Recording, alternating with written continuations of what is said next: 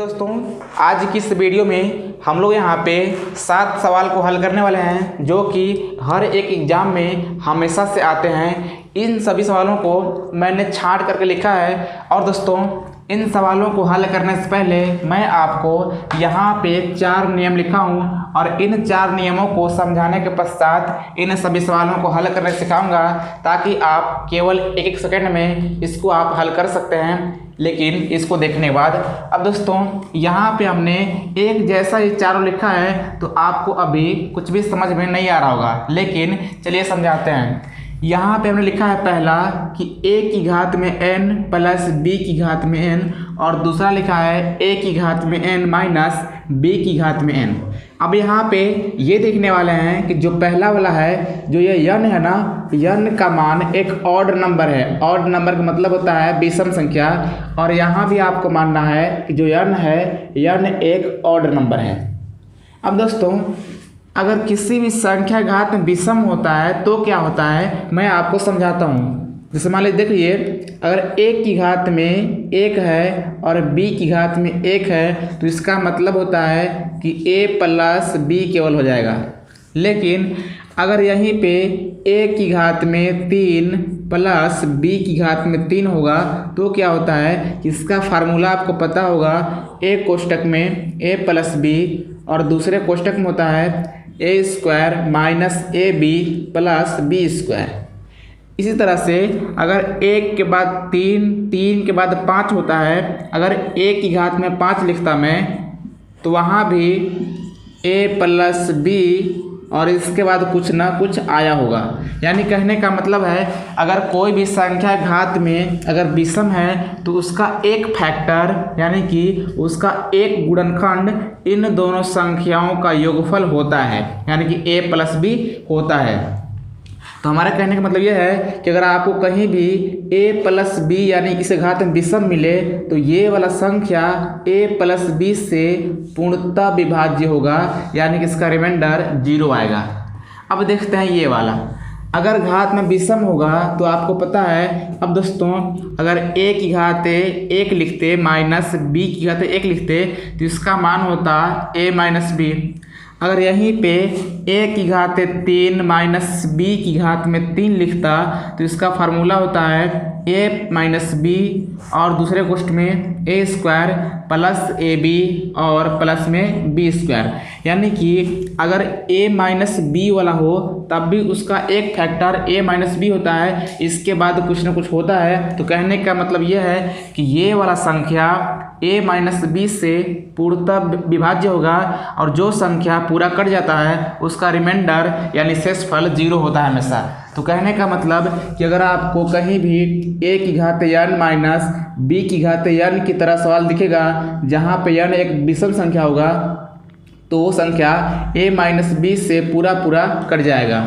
अब देखते हैं यहाँ पे जो कि लिखा है हमने सेम पहले की तरह, लेकिन यहाँ पे जो n है n एक इवन नंबर है यानी कि सम संख्या है।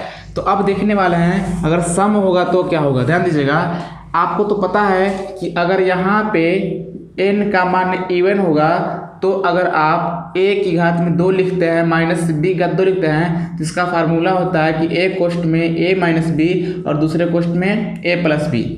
अगर मान लीजिए a की घात में 4 माइनस b की घात में 4 होता तो आप इस 4 को लिख सकते हो a स्क्वायर की घात में स्क्वायर और b स्क्वायर की घात में स्क्वायर। इसका मतलब ये होता कि आप इसको लिखते एक बार a square minus b square और दूसरे कोष्ठ में a square plus b square, और आप फिर से इसको a प्लस b और एक कोष्ठ में a माइनस बी और ये वाला अपने स्थान पे होता। तो कहने का मतलब ये है कि अगर आपको a square minus B square की तरह संख्या मिलेगा जहाँ पे जो n का मान होगा सम होगा तो वो वाला संख्या a माइनस बी और a प्लस बी दोनों से ही कटेगा, यानी कि ये वाला संख्या a माइनस बी और a प्लस बी दोनों से कटेगा इस तरह से। अब दोस्तों अगर आपको सवाल कुछ इस तरह से दिखाई दे, यानी कि a की घात n प्लस b की घात में n है जो कि इवन रहेगा, तो ये संख्या ना ही a प्लस बी से कटेगा और ना ही a माइनस बी से कटेगा। तो इस तरह से ये 4 सिस्टम थे। उम्मीद करता हूँ कि ये चारों ही आपको सिस्टम समझ में आई है। अब देखते हैं यहाँ पे सवाल को, जो कि इसी नियम पर आधारित है। अब दोस्तों जैसे ही आप इतने सारे सवालों को समझेंगे तो आपको इसके बारे में बहुत ही अच्छे तरह से नॉलेज हो जाएगी। अब यहाँ पे हमने पहला सवाल लिया है कि 23 की घात में 17 प्लस 11 की घात में 17 निम्न में से किससे विभाजित होगा। यानी कि यहाँ पे विकल्प दिया गया है 4 ठो और आपके पास सवाल है कि 23 की घात में 17, 23 की घात में 17 प्लस 11 की घात में 17 कौन सी संख्या से विभाजित होगा। और दोस्तों अभी मैंने आपको बताया था कि अगर घात में यन रहेगा, यन कहने का मतलब विषम रहेगा, तो क्या होता है, तो वो वाला संख्या हमेशा a प्लस b से कटता है। अब a प्लस b का मतलब 23 प्लस 11 से। अब 23 प्लस 11 जोड़िए तो कितना होगा, 23 प्लस 11 हो जाएगा 34। अब दोस्तों ये जो संख्या होगा ना 34 से तो कटेगा ही कटेगा, लेकिन अगर कोई भी संख्या 34 का फैक्टर होगा, फैक्टर का मतलब गुणनखंड होगा, तो वो संख्या 34 के गुणनखंड से भी कटेगा। तो आपको पता है कि 17 दूना 34 होता है, तो जो संख्या 34 से कटेगा वो संख्या 17 से भी कटेगा और 2 से भी कटेगा। यानी कि जो 34 से कटेगा वही संख्या 34 के सभी फैक्टर से भी कटता है। तो इस तरह से यहाँ कोई भी विकल्प 34 नहीं है और 17 है। तो ये समझिए कि आपका पहला विकल्प सही होगा, यानी कि इसका आंसर होगा सही। जैसे कि मैं आपको समझाता हूँ, मान लीजिए 105, तो अगर आप 105 को फैक्टर करेंगे तो 35 तियाँ होता है 105, 35 तियाँ 105। तो ये वाला संख्या 35 से भी कटेगा और 3 से भी कटेगा। लेकिन इसके अलावा अगर आप देखेंगे तो 35 का फैक्टर होता है 7 और 5, तो यही संख्या 7 से भी कटेगा और 5 से भी कटेगा। यानी कि 105 के जितने फैक्टर हो सकते हैं उन सभी संख्याओं से कटता है। तो इस तरह से हमने यहाँ पे 34 विकल्प में नहीं देखा, तो इसलिए इसका फैक्टर किया और विकल्प में 17 था, तो कहने का मतलब 17 से ये संख्या पूरा कट जाएगा।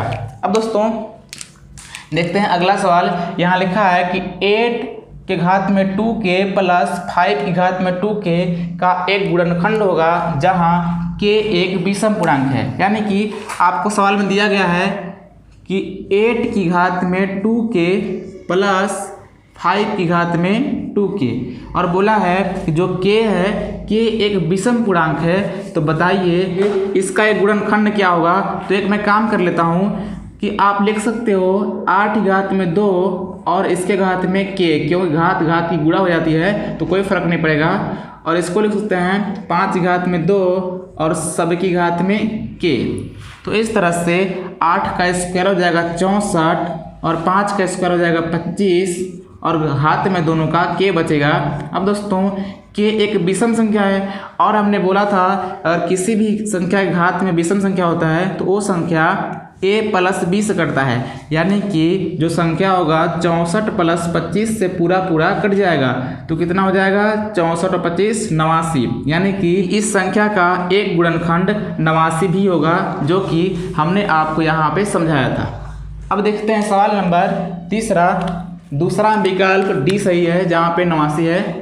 तीसरा सवाल है 27 की घात में 27 माइनस 15 की घात में 27 को 6 से विभाजित करने पर शेषफल कितना होगा। हालांकि मैं यहाँ मिटा लेता हूँ पहले, या ऐसे भी हो जाएगी। यहाँ पे केवल 27 की घात में 27 है माइनस 15 की घात में 27 है। तो बोला है कि ये वाला संख्या किससे कटेगा। तो मैंने बोला था कि अगर घात में विषम रहेगा तो ये वाला a घातीय माइनस b की घाते यानी की तरह कहलाएगा। और दोस्तों अगर कोई संख्या इस तरह का होता है तो उसका एक गुणनखंड a माइनस b होता है, यानी कि वो संख्या a माइनस b से पूरा कट जाएगा। तो अगर आप 27 में 15 घटाएंगे तो आपका हो जाएगा कितना, 7 और 5 12 हो जाएगी। यानी कि ये संख्या 12 से पूरा कटेगा। लेकिन दोस्तों बोला है कि 6 से विभाजित करने पर शेषफल कितना आएगा। तो आपको पता है कि जो संख्या 12 से कटेगा वो संख्या 6 से भी पूरा कट जाएगा, क्योंकि 12 का एक फैक्टर 6 भी होता है। तो इसलिए अगर 6 से पूरा कट जाएगा तो इसका शेषफल 0 होगा, क्योंकि जो भी संख्या पूरा कट जाता है उसका सेक्सुअल कितना होता है, 0 होता है। तो इसका आंसर हो जाएगा 0, जो कि विकल्प पहला है। उम्मीद करता हूँ कि आपको अभी तक तीनों ही सवाल बहुत ही अच्छे से समझ आई है। अब देखते हैं सवाल नंबर 4, जहाँ पे सवाल है 127 की घात में 97 प्लस 97 की घात में 97 को 32 से विभाजित करने पर शेषफल कितना होगा। तो यहाँ पे सवाल है 127 की घात में 97 और प्लस 97 की घात में 97, यानी कि ये वाला a की घात n प्लस b की घात n है और जहाँ की n एक विषम है। अगर n विषम है तो कहने का मतलब कि इस संख्या का एक गुणनखंड 127 प्लस 97 होगा। तो 127 और 97 हो जाएगी 224। लेकिन दोस्तों यहाँ सवाल में बोला है कि ये संख्या 32 से विभाजित करने पर शेषफल कितना आएगा। आपको इतना तो पता है कि ये संख्या 224 से पूरा कट जाएगा, लेकिन पूछा है 32। तो काम करते हैं कि इसका फैक्टर करते हैं। अगर इसके फैक्टर में कहीं ना कहीं 32 आता है तो समझिएगा कि ये संख्या 32 से ही पूरा कटेगा। अगर आप इसे फैक्टर करेंगे तो 32 गुणे 7 होगा, यानी कि 32 का गुणा 7 में करेंगे तो आपका 224 आता है, यानी कि इसका एक फैक्टर 32 भी है। तो ये वाला 32 से पूरा कट जाएगा। अब पूरा कटने का मतलब होता है कि इसका शेषफल 0 आएगा। तो इस तरह से चौथा सवाल हो गया। अब देखते हैं 5वां सवाल, जो कि सबसे मोस्ट इम्पॉर्टेंट है। बोला है कि व्यंजक 5 की घात 2n माइनस 2 की घात 3n का एक गुणनखंड होगा। यानी कि ये नहीं बताया है कि जो n है n एक इवन नंबर है या n एक ऑड नंबर है, लेकिन यहाँ पे आपको खुद का दिमाग लगाना पड़ेगा। जैसे कि सवाल में है 5 की घात में 2n, 5 की घात में 2n प्लस 3 की घात में माइनस में 2 की घात में 3n। अब एक काम करते हैं कि इसको आप लिख सकते हो कि 5 की घात 2 और घात में n माइनस 2 की घात 3 और घात में n। तो 5 की घात 2 का मतलब होता है 25 की घात n माइनस इसका हो जाएगा 8 की घात n। तो यहाँ पे जो n है n या तो इवन हो सकता है या तो ऑड हो सकता है। तो काम करते हैं कि एक बार हम लोग n को इवन मान लेते हैं और इवन मान के देखते हैं कि जो यहाँ विकल्प है विकल्प में एक भी मिलता है कि नहीं मिलता है। तो अगर आप इवन मानोगे तो इवन में क्या होता है कि वो संख्या 25 माइनस 8 से पूरा कट जाएगा। अगर आप 25 में 8 घटाते हो तो आपका बचेगा 17, जो कि यहाँ विकल्प में 17 दिया हुआ है। तो इसका विकल्प तीसरा सही हो जाएगा। 5वां सवाल तक समझ चुके हैं। अब देखते हैं सवाल नंबर 6वां सवाल भी मोस्ट इम्पॉर्टेंट है। ये वाला सवाल बहुत सारे एग्जाम्स में बार आता है। यहाँ लिखा है कि 2 की घात में 20 माइनस 1 निम्न में से किससे विभाज्य है। यानी कि आपके पास सवाल दिया हुआ है कि 2 की घात में 20 है और माइनस 1 कि बोला है कौन सी संख्या से पूरा कट सकता है। अब ध्यान दीजिएगा, 2 की घात में 20 है माइनस 1 है, तो आप 1 की घात में 20 लिख सकते हो, क्योंकि 1 की घात में चाहे जितना लिख दो उसका मान 1 ही होता है। अब दोस्तों अगर इस तरह का सवाल है तो एक काम ये कर लेते हैं कि हम लोग यहाँ पे देख रहे हैं कि अगर ये दोनों सम है और सम का मतलब होता है कि ये संख्या 2 माइनस 1 से यानी कि a माइनस b से पूरा कटेगा। अगर आप 2 में 1 घटाओगे तो आपका 1 आएगा, जो कि विकल्प में है नहीं। तो अब एक काम करते हैं कि आप इसको लिख सकते हैं कि 2 की घात में 4 की घात में 5, क्योंकि 5 चौका 20 हो जाएगा। और इसको भी लिख सकते हैं आप कि 1 की घात में 4 की घात में 5। अब 2 की घात 4 का मतलब होता है 16, 16 की घात में 5 हो जाएगा और माइनस 1 की घात 4 का मतलब 1 ही होगा और घात में 5 हो जाएगा।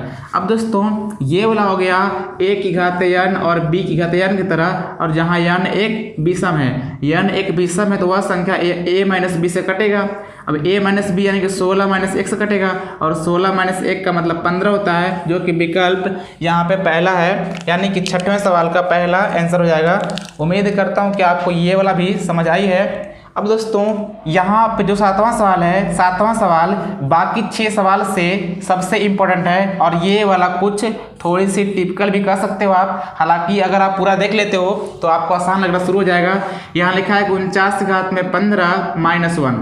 अब दोस्तों कुछ लोग क्या करेंगे, घात में 15 करेंगे, जो कि गलत नहीं है। अब दोस्तों ये संख्या 49 माइनस 1 यानी कि 48 से पूरा कटना चाहिए, लेकिन यहाँ पे कोई भी विकल्प में 48 है नहीं, तो क्या करेंगे, तो आप एक बार ये कर सकते हैं कि आप इसको लिख सकते हैं कि 49 की घात में 3 और 3 की घात में 5 माइनस 1 की घात में 3 और इसकी घात में 5।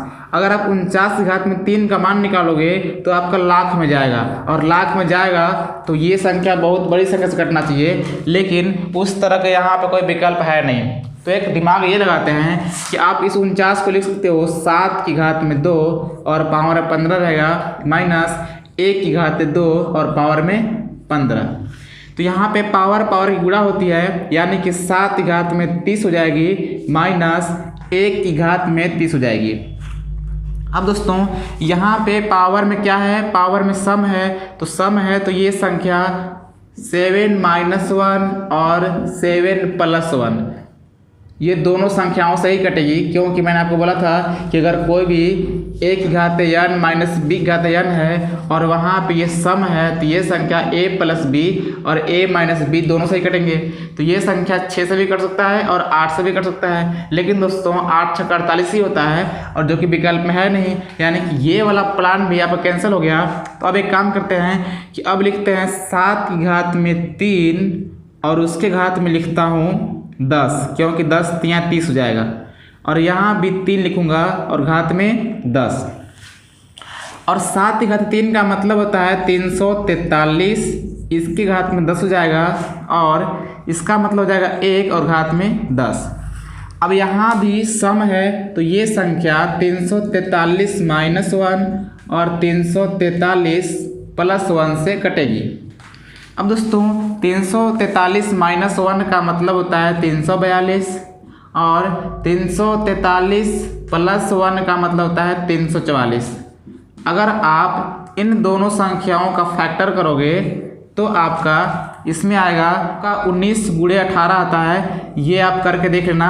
अगर आप 344 से करोगे तो इसका 86 गुणा 4 आता है, क्योंकि 4 छक 24 का 4 4 28 और 6 24 34 हो जाएगी। तो इस तरह से इसका हो गया 19 18, इसका हो गया 86 और 4, यानी कि ये जो संख्या था इन दोनों संख्याओं से कटता, यानी कि गुणनफल से कटता। तो अगर इन दोनों के गुणनफल से कटता तो कहने का मतलब ये है कि इन दोनों के फैक्टर से भी कट सकता है। अब इन दोनों के फैक्टर से कटने का मतलब है कि इन दोनों के फैक्टर में आपको 19 18 86 और 4 मिल रहा है, तो ये संख्या 19 18 86 और 4 से भी कटेगा, लेकिन आपको 19 मिल रहा है देखने को, लेकिन 18 और 4 नहीं मिल रहा है। लेकिन दोस्तों यहाँ पे 19 और 86 भी है, तो अगर दोनों ही दिया है विकल्प में तो इसका विकल्प चौथा हो जाएगा, यानी कि दोनों से ही कटेंगे 19 और 86 से। उम्मीद करता हूँ कि आपको सभी के सभी सवाल बहुत ही आसान तरीक़ों से समझ आई है। यदि समझ आई हो तो इस वीडियो को प्लीज़ लाइक करके चैनल को सब्सक्राइब कीजिए। मिलते हैं किसी और वीडियो में, तब तक नमस्कार।